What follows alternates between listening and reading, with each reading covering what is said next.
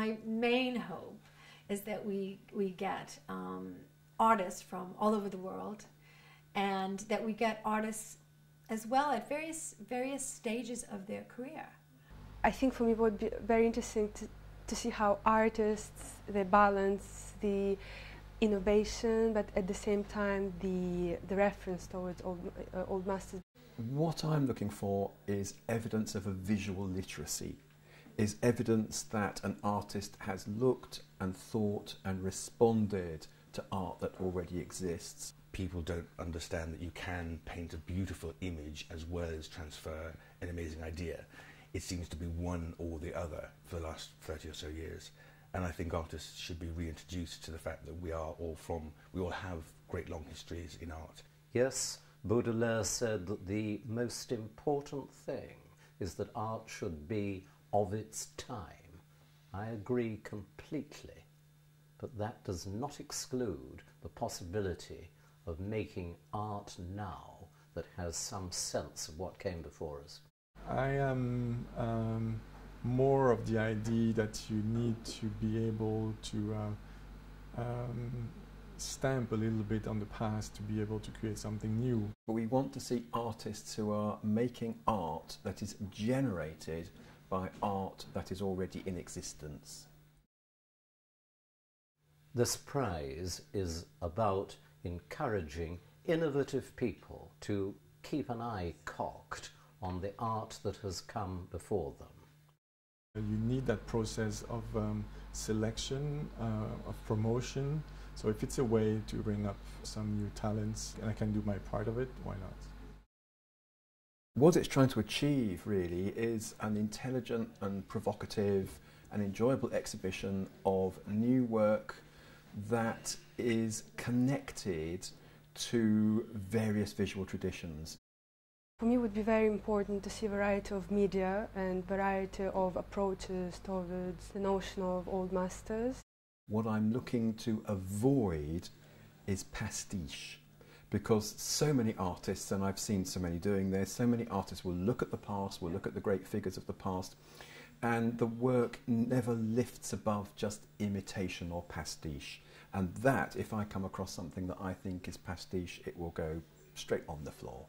Entrants for the competition this year can get some valuable prompts from those who have won the Young Masters in 2009 and 10. Luis Barber is hugely interested in the life of the past, so typically he took the art opening in Teniers and the Duke of Brabant at a private view, and using exactly the same poses, substituted 21st century figures for those 17th century men in black cloaks and hats. Those parallels are a fantastically amusing way of investigating the life of the past. On that, Charlotte Bracegirdle is very skilled at removing figures from well-known old master paintings. She took the girl on a swing out of Fragonard's picture, leaving you just with the silent space. Does it have an 18th century feeling to it, or does it have a 21st century feeling? It's a very good line of inquiry. Hector de Gregorio made sculptures of hyper-realist muscular power, which Michelangelo would have been proud. The prize has just gone, fascinatingly, to the Ghost of a Dream duo from North America, who make art out of used lottery tickets. They're driven by the dreamland in which gamblers on the lottery live. So they've made cars out of lottery tickets, hotel rooms, palm trees, that fantastic universe which isn't ours but which might be by the click or the fall of a ball in a machine on BBC One. That's an art which was unimaginable 20 years ago. There are so many angles that the past offers for an artist to follow in 2012. To cut all that off in the name of being contemporary, pure and simple, it's a mistake. There's a whole world of possibility you can enter. It could be completely abstract and have no sort of skill in how it's put across onto the canvas of the page or installation, but yet reference back to cultural ideas that we either share or can be easily imparted. It doesn't have to be just about the human condition, which most good art is.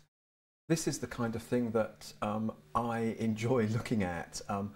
Art is a very sophisticated language, and art has been made ever since humans were humans.